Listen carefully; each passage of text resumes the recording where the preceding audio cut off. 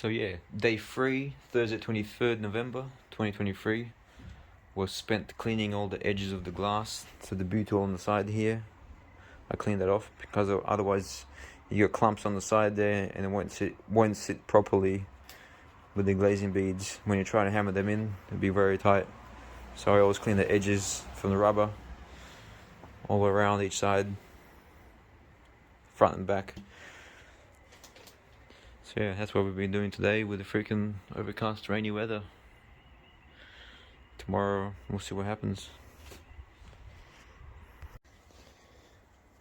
I also just realized there's no round stamp on this glass. So I was wondering, have any of you guys had any problems with certifiers signing off on the glass panel that's not stamped with the AS NZ Australian code? For example, on this one here. Yeah, let me know.